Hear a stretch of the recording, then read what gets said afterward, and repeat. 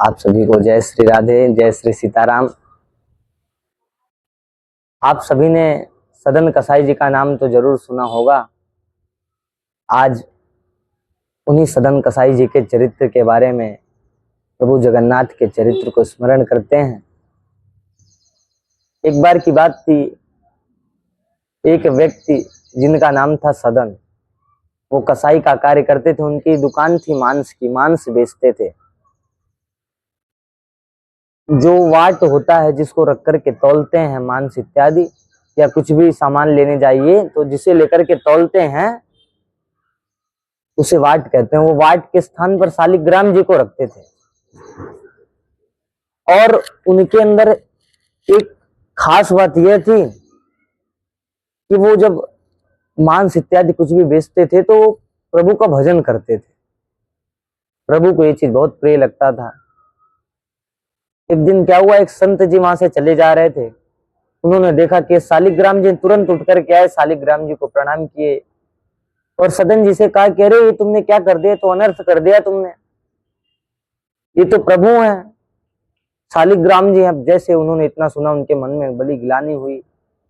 मुझे तो पता ही नहीं था, मैं शालिग्राम जी से मांस तौल रहा था। उन्होंने शालिग्राम जी को संत जी को दे दिया। संत जी ले गए, ले जाकर के बढ़िया विधिवत पंचामृत से स्नान करवाए, गंगा जल से स्नान करवाए, सिंहासन पर बैठाए, इत्र लगाए, बढ़िया माला पहनाए सुगंधित, खूब बढ़िया चकाचक भोग पवाया उनको। रात्रि हो गई। रात्रि में शालिग्राम भगवान उनके स्वप्न में आए और उन्होंने कहा कि मुझे वहीं सदन के पास ले चलो, वो मेरा बहुत बढ़िया भक्त है। संत जी ने कहा कि प्रभु आप कैसी बात कर रहे हैं, वो तो आपको रख करके मांस तौलता था, आप कह रहे हैं भक्त है। तो प्रभु ने कहा कि नहीं, वो मांस तौलता था लेकिन साथ में मेरा भजन करते रहता था। मुझे कई अनेक जगहों पर अनेक कार्यों में आनंद आता है। मुझे कहीं पर विश्राम करने में आनंद आता है, कहीं बैठने में, कहीं सभा लगाने में, तो कहीं बंसी बजाने में, परंतु सदन के पास मुझे लुढ़कने में आनंद आता है। तो मुझे वहीं ले चलो। अब संत जी अगले दिन प्रातः काल ही लेकर के गए। बोले लो, भगवान स्वप्न में आए थे और भगवान कह रहे थे कि मुझे तुम्हारे सदन के पास बहुत अच्छा लगता है,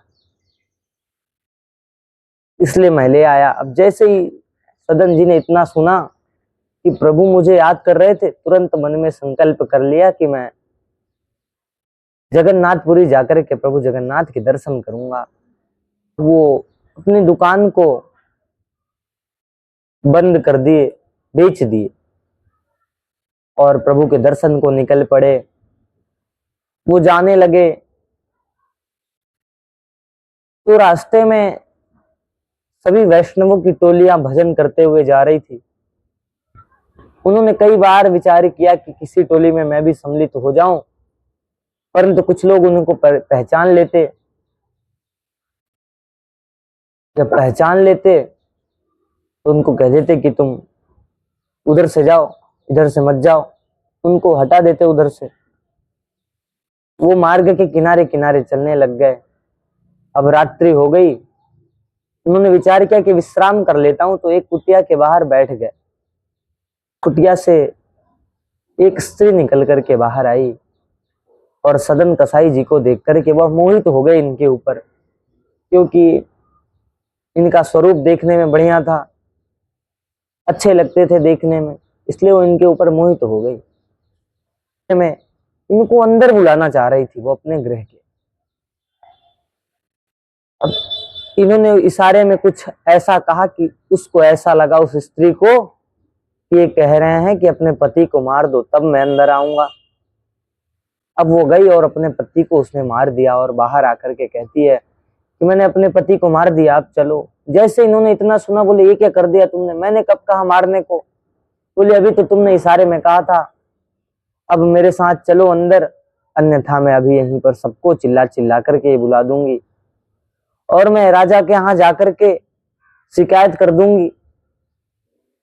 सदन जी ने कहा तुम कुछ भी करो, ज्यादा से ज्यादा क्या करोगे तुम लोग, मुझे मारोगे पीटोगे, परंतु मैं तुम्हारे साथ अंदर आने वाला नहीं। उस स्त्री ने वहां पर खूब चिल्लाई, सबको इकट्ठा कर लिया उसने। राजा के दरबार में इनको ले जाया गया। राजा ने कहा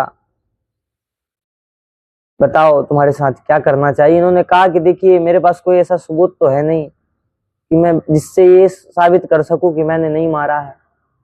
आपको जो दंड देना हो आप वो दे दो, सिर्फ मृत्यु दंड मत देना, क्योंकि मैं प्रभु जगन्नाथ के दर्शन को ठान करके आया हूं, उनके दर्शन करना है मुझे। राजा ने कहा ठीक है,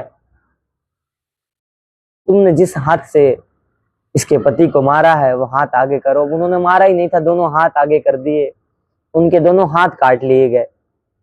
उन्होंने मन में विचार किया चलो कोई बात नहीं, मेरे प्रभु के भी हाथ नहीं है दोनों, मेरे भी नहीं है। अब वो चल दिए, उनको खूब रक्त बहने लगा हाथ से, खूब दर्द होता। तो उन्होंने प्रभु से कहा कि हे प्रभु मुझे पता है मैं पापी तो बहुत हूं, परंतु मेरे प्राण मत लेना जब तक कि आपके दर्शन ना कर लूं। अब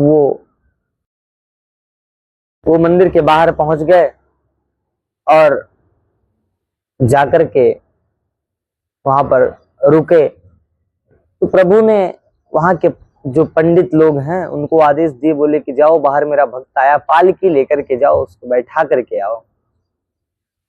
अब वो पालकी लाए, पूछे प्रभु का भक्त कौन है, तो सभी ने हाथ खड़े कर लिए, बोले हम हैं हम हैं हम हैं।